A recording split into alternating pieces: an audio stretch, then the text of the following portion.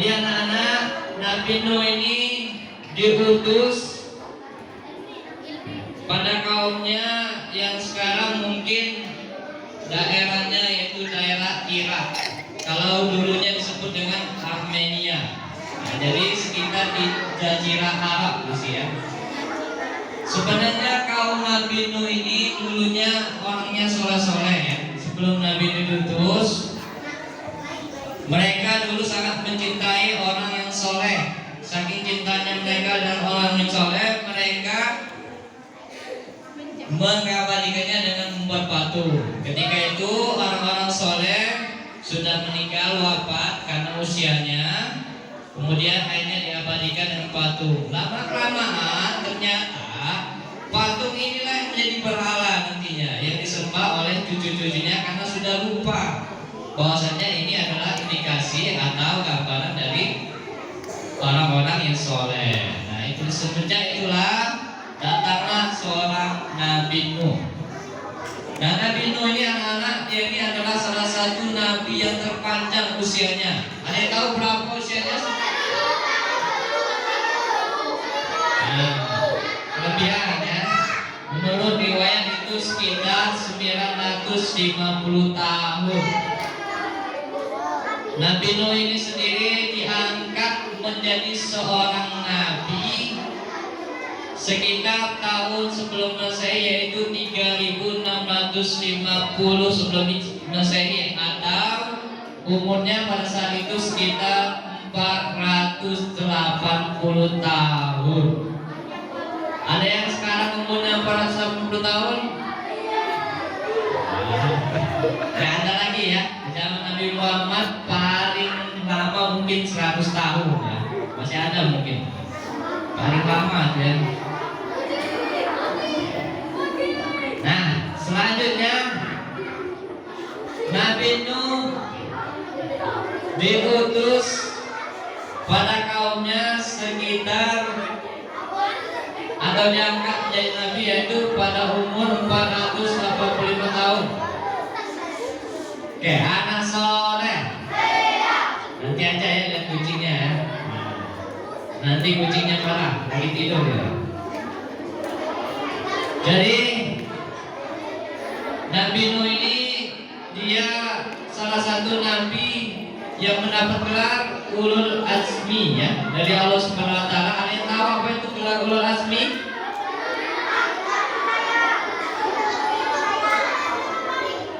Jadi gelar Ulul Azmi itu diberikan Allah Subhanahu wa taala kepada seorang nabi yang menghadapi kaumnya dengan kesabaran dan ketabahan yang sangat luar biasa ya.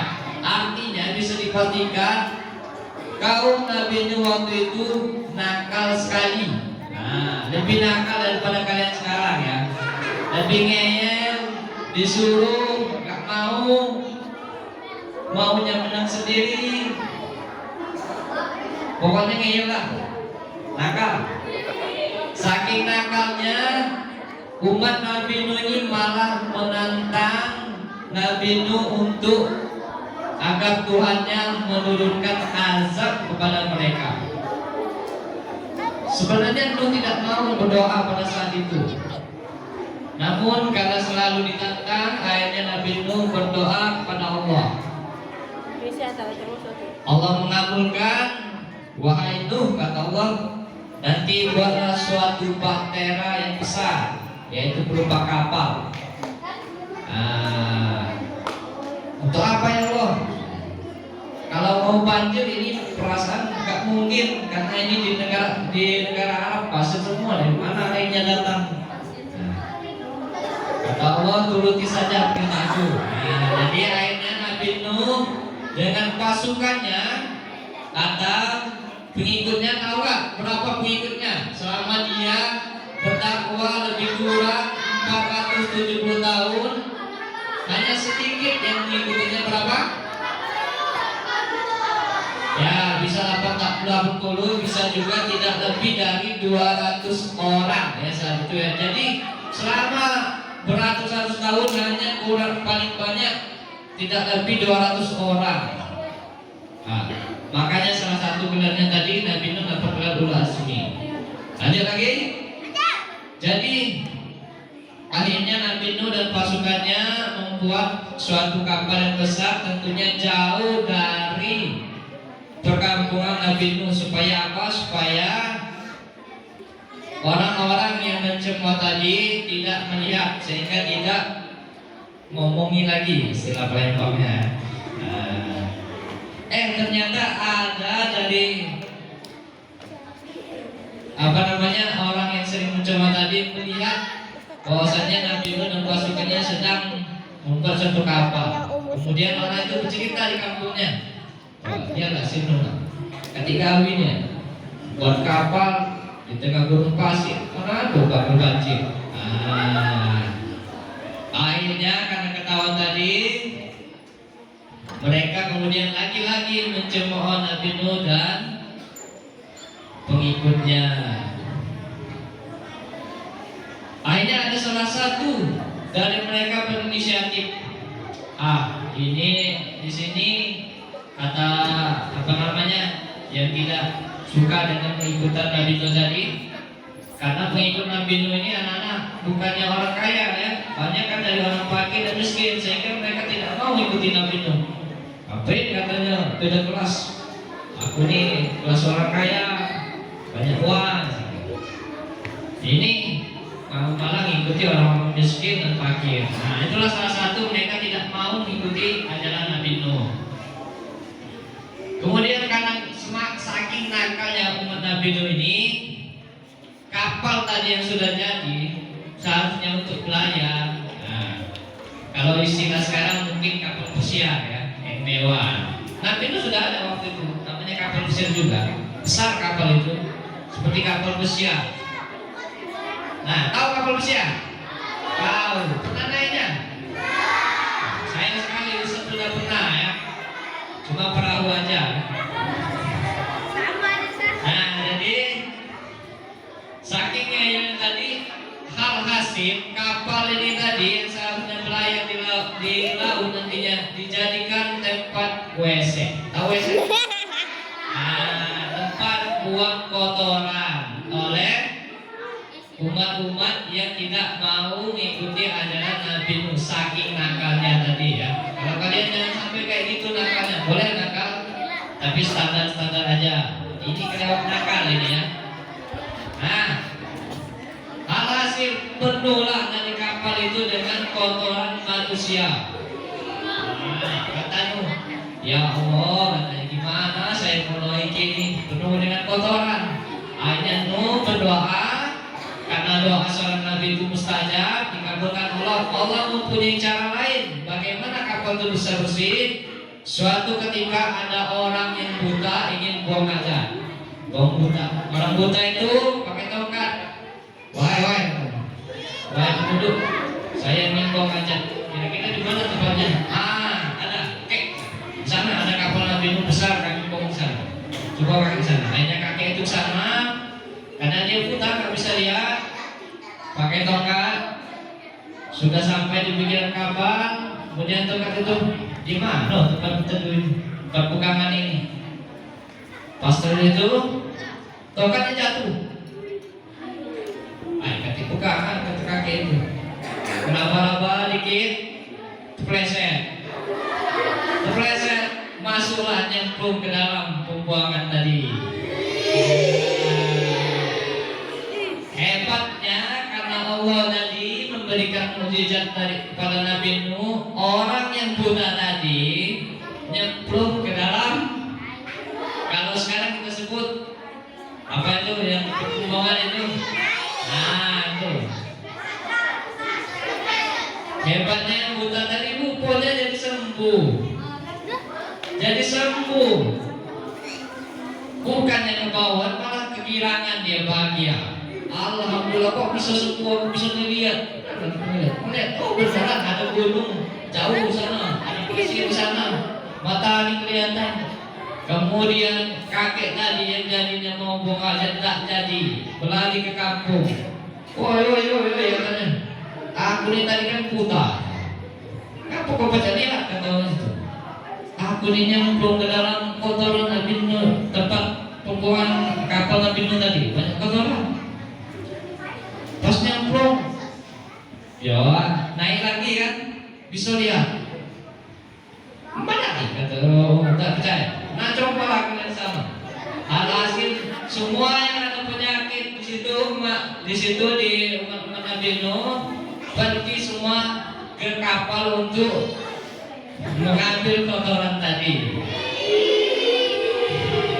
Dan karena kekuasaan Allah tadi, semua yang ada penyakit sana sembuh. Alhasil kapal Nabi Nuh yang kotor tadi menjadi bersih kembali ya, dan bisa dipakai kembali. Singkat cerita, Allah pun memberi tanda bahwasanya akan turun hujan dan badai. Sekali lagi seorang nabi tentunya selalu mengingatkan umatnya. Kemudian Nabi Nuh mengingatkan untuk terakhir kalinya agar mereka mau mengikutinya dan masuk ke dalam kapal yang telah dibuatnya. Kapal ini besar mana? Anggaplah kapal pesiar sekarang. Mungkin lebih besar dari situ. Tahu kapal pesiar kan? Tahu. Kalau nggak tahu cari di YouTube. Nah, ternyata orang yang kufur kepada Allah tadi ternyata bukan hanya dari luar ya. Ternyata juga ada dari keluarga Nabi Nuh itu sendiri, yaitu anaknya yang bernama Kanaan dan istrinya yang bernama Walihah. Waktu itu Nabi Nuh sudah mengajak mereka untuk naik kapal, tapi mereka tidak mau dan ingkar kepada Allah Subhanahu wa taala. Inilah anak-anak bahwasanya seorang nabi itu hanya utusan ya, bukan pemberi hidayah. Pemberi hidayah tetaplah hak prioritas Allah Subhanahu wa taala. Nah, jadi kami di sini ustaz-ustaz ini tidak bisa mengubah anak-anak menjadi lebih baik kecuali kalian sendiri yang mau mengubahnya. Kami hanya bisa mengingatkan, menegur, dan menunjukkan jalan yang baik. Nah, jadi kalau misalkan tamat nanti dari sini masih ada nakal, berarti dari dirinya sendiri yang belum mau berubah. Nah, jadi sekarang biar dikenang kawan-kawannya berubahlah untuk menjadi yang lebih baik lagi. Nah, lanjut lagi. Alhasil turunlah hujan deras, kemudian badai, turunlah air dari pegunungan keluar dari tanah sehingga gunung pun waktu itu tenggelam. Bayangkan, gunung pun waktu itu tenggelam, saking besar banjirnya. Alhasil kata Allah waktu itu memerintahkan Nuh dan pasukannya untuk membawa sepasang hewan ya. Jadi sepasang ya, ada pria, ada betina, ada lanang. Misalkan ayam jantan dan ayam betina, sapi juga gitu, kerbau dan semuanya. Dan turunlah ajak Allah itu, maka musnahlah seluruh umat yang mencemooh Nabi Nuh tadi, kecuali 200 orang atau mungkin 80 orang ya, yang ikut Nabi Nuh tadi serta sepasang hewan tadi. Mereka berlayar dengan air yang tinggi, gunung pun tenggelam sekitar 150 hari. Akhirnya Nabi Nuh berdoa dan mereka mendarat. Tahu di mana? Berlabuhnya di mana tahu? Di gunung apa? Nama gunungnya Gunung Ararat. Gunung ini sekitar 32 km dari Armenia, tempat Nabi Nuh tadi, yaitu Irak. Nah, jadi mereka dikisahkan mendarat di sana. Bahkan sekarang mungkin perahunya masih di sana. Gunung ini gunung tertinggi ternyata ya. Saking tingginya sampai awan, sampai ini ya. Nah, jadi menurut informasi sekarang masih banyak penelitian tentang hal itu ya. Tapi kemungkinan besar sudah dipastikan berada di sana karena terdapat bangkai kayu yang sangat lebar. Nah, walau alam dari mana kayunya waktu itu ya. Nah, saat itulah selamatlah Nuh dan kaumnya tadi karena kekuasaan Allah. Akhirnya mereka mendarat di situ dan mendirikan suatu desa yang namanya Asnanima, ya, Asnanima. Nah, mereka hidup di sana dan di sanalah nanti lama kelamaan terjadi perpecahan antara umat Nabi Nuh yang dibawanya tadi. Nah, jadi dari perpecahan inilah nanti menyebar. Ada yang memakai bahasa Arab, ada yang memakai bahasa Urdu, ada yang memakai bahasa Persia. Nah, inilah dari cikal bakal mulanya berbeda suku di Arab. Nah, jadi sampai disitulah tadi cerita kita, ya. Semoga bermanfaat. Kalau ada salah, mohon maaf kepada Allah Subhanahu. Salah ini, wassalamualaikum warahmatullahi wabarakatuh.